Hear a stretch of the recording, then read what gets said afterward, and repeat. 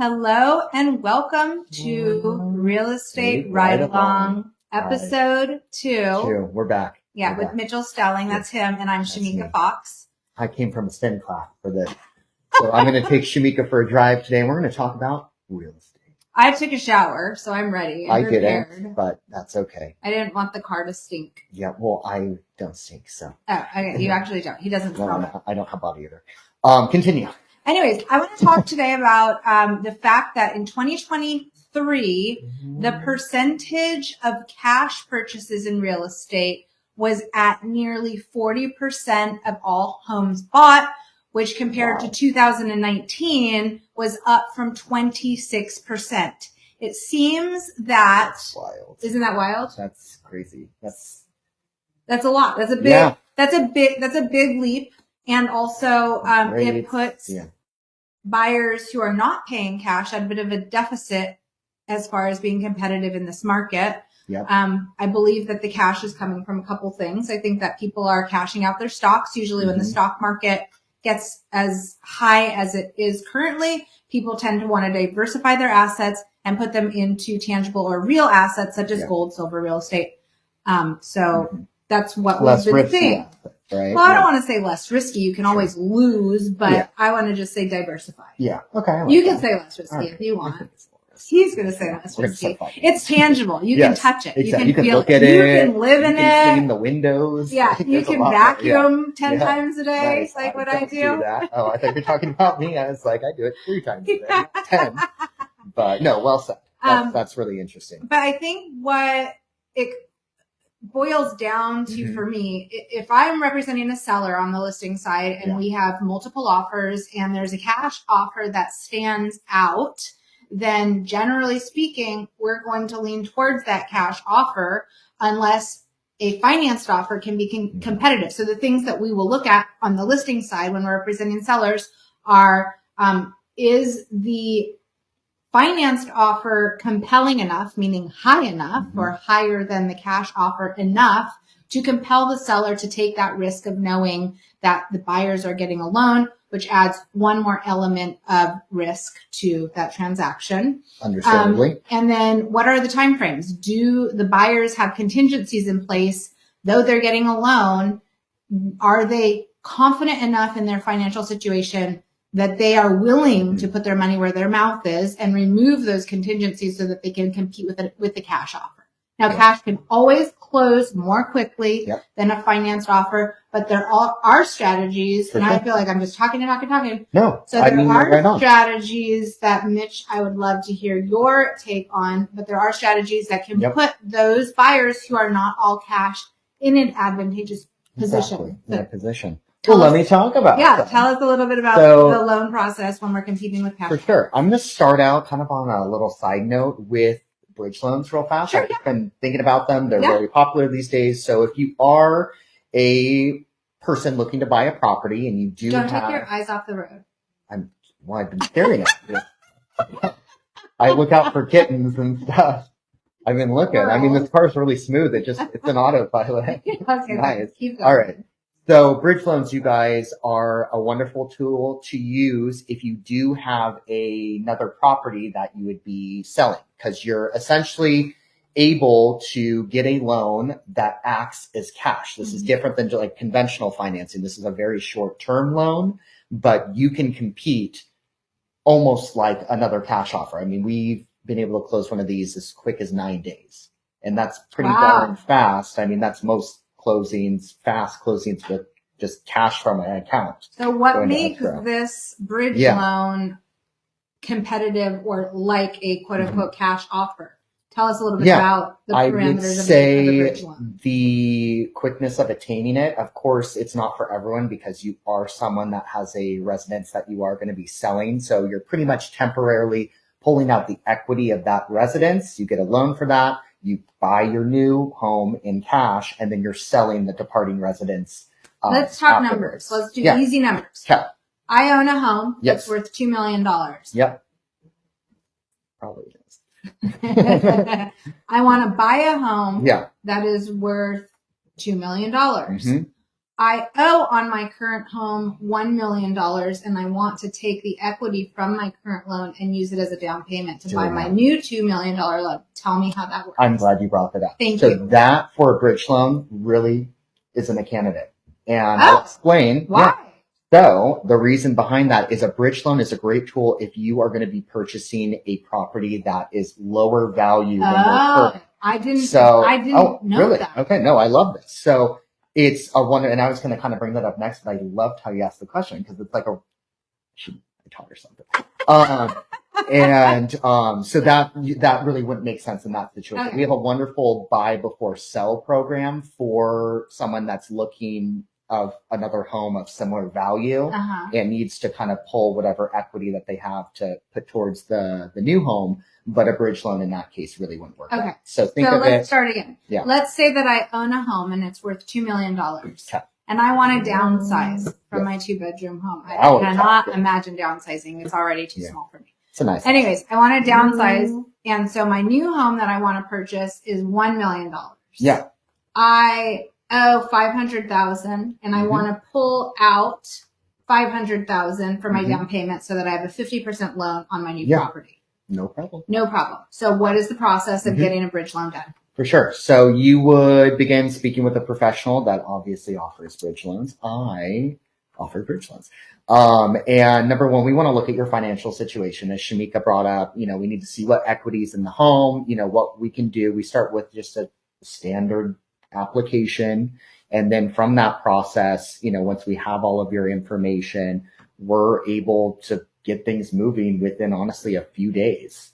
So, and that's where we can close things so quickly. So we, evaluate, we, consult with the agent that the client is working with and, kind of explain to them and help them explain how our offer is going to look. Of course, we call the listing agents as well on these properties and better explain, the bridge loan if they have questions or any concerns to eliminate that. And it's simple. That's really the big draw to it, Shemeika. Can you use a bridge loan as a sort of cash offer? So let's say that I want to buy $1 million home. Yeah. My home is worth $2 million. Yep. And I have only a $500,000. Easy. Can I pull out the $1 million, use that bridge loan and make a cash offer? Exactly. Okay. Yep. So a bridge loan then, since we just heard that in 2023, nearly 40% of homes were bought with cash. Yep.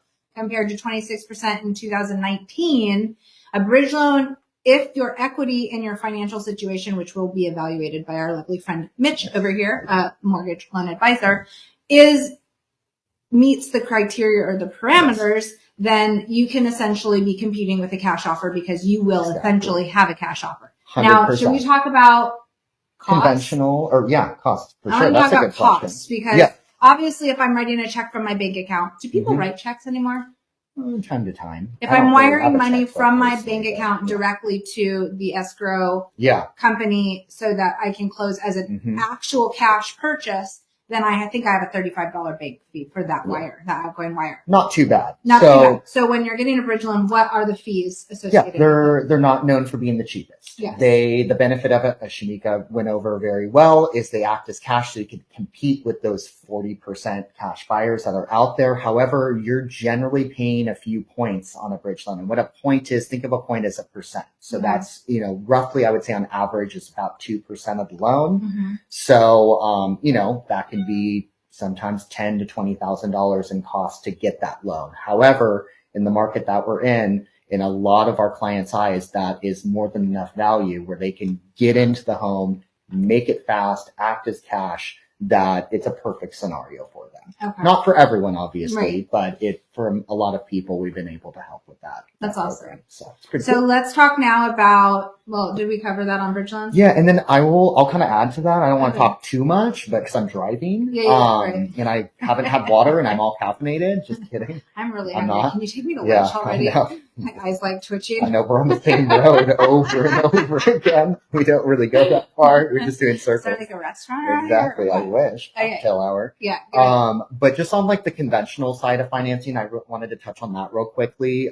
It's super important in today's market in 2024 and honestly probably going forward that you do need to be working with a lending professional, of course, a wonderful agent. You can maybe cut that out. We probably won't. But a lending professional. I know. I got so nervous. Like, I was had to hit the brakes. But it's really important that you need to be working with a lending professional that has a team that vets your file and packages it for the actual underwriting process. And I have a wonderful gal named Chaz in the office here, and she helps me go through the files and really gets them ready so we can close quickly. A lot of times we go in without a loan contingency if we're confident in that file. The buyer has to make that decision, but of course, yes, thank you. Yeah, yes. if it's pre-underwritten, then it's a pre-underwritten, then usually if we're competing with an all-cash offer on the buyer's side, writing offers, we need to be competitive, we need to be compelling, and we need to fight if we want the house. So that will generally, still in this market, believe it or not, mean that we need to remove contingencies. Yeah. And I like how you brought that up. It is always the buyer's decision. We're here to educate and give them, what we're seeing in the market and what we advise, but it's always the buyer that's in the driver's seat. Oh gosh. Oh my God, he's so clever. Okay. I want to ask you, what is the quickest turn that you've ever seen as far as from offer accepted to closing? Because I just closed actually in 19 years, my quickest transaction. I actually don't know. Which was a cash transaction closed in less than 5 days.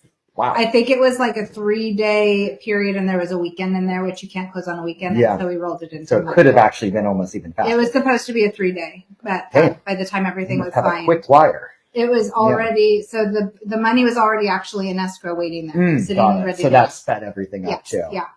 But so you're asking me the quickest. And that was the quickest. Besides that quickest, which was 5 days, could have been 3 potentially. Yeah. The quickest that I've ever transacted with a cash offer is 7 days, and that's pretty standard. 7 to 14 days is a standard time frame with a cash offer. So what is the quickest you can close if you're getting conventional financing? Conventional financing, I would say the quickest I personally have closed something is, I gotta look at the road, is 15 days. That's pretty good. So, which is pretty darn good. Yeah. I mean, compared to, I'm not to talk bad about any other lenders, but no, of course not.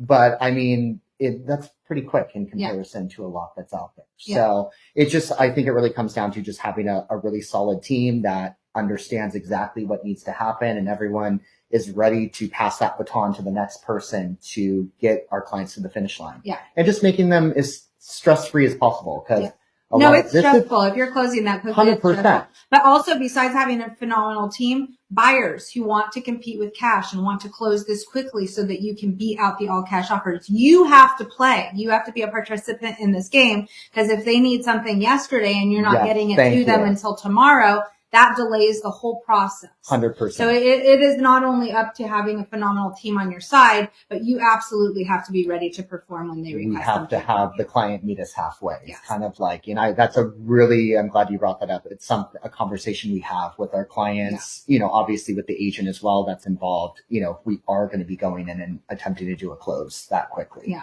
So everyone needs to be, takes a team. Yeah. I don't want to say army, but a team. Army sounds good. So, in summary, if you want to compete with an all-cash offer, you know who to call. Shemeika Fox, Mitchell Selling, Rivas Homes, Fox Realty. But seriously, if 40% of homes that were sold in 2023 went to all cash, and you want to be a competitive contender in this market as a buyer who does not have the luxury of paying all cash for a property, please be ready. Please call us. We would love to facilitate your dream home and transaction so that you get your offer accepted in this competitive cash market. Real estate right along. Episode 2. That's a wrap. Word of the year, prepared. Yeah, I like that. Right? It totally is. I think 2024, think of it, being prepared. You have to, or you're not going to win in this market. And I think this one should be called How to Compete against Cash. I like that. In today's real estate market. That's wonderful.